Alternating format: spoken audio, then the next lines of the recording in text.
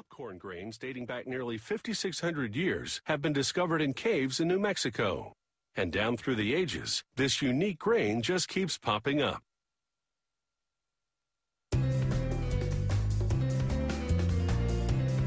Nothing says it's showtime like a big bowl of popcorn.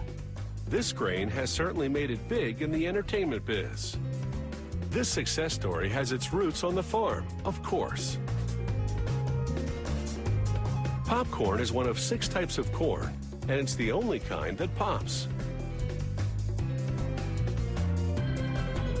They even breed the popcorn plant to enhance traits like color, taste, and poppability.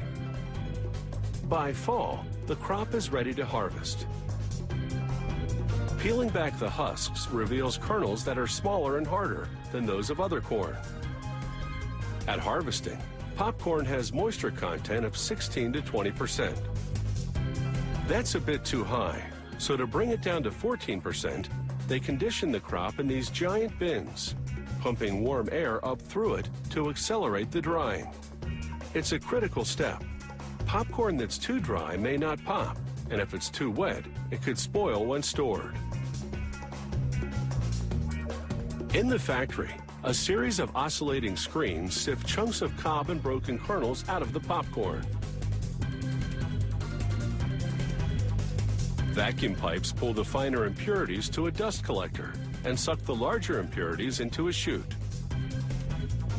They end up in a waste bin to be discarded or used in animal feed. At this junction, the system funnels the filtered popcorn in one direction and the impurities in another. It's the perfect opportunity to see the difference between the two streams. The purification process continues at the gravity table. Its vibrating action, along with powerful fans, cause the popcorn to rise and float on air. In the process, kernels that are too heavy or too light gravitate away from the center and are shunted aside. The grains in the middle of the mass are the optimal size, but leaving nothing to chance, they go through one more screening. The kernels now head into a very different kind of sorter.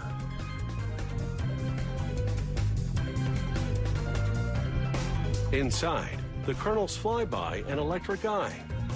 It detects remaining debris or defective grains. The machine sends a blast of air to get rid of them. It's time to test a sample of the production run. He pours in a ½ pound of kernels along with some oil. As the pot reaches 446 degrees Fahrenheit, the water in the kernels starts to steam.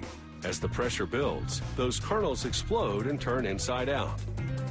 This reveals the starchy part of the kernel and creates a white, fluffy puff.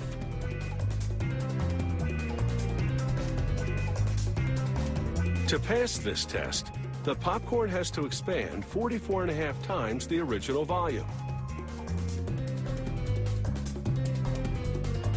The tester loads the pop puffs into a tube with measurements on it, and this batch of popcorn is right on the mark.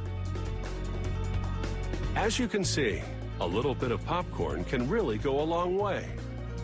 From a pea-sized kernel to a puffy white treat in a matter of minutes.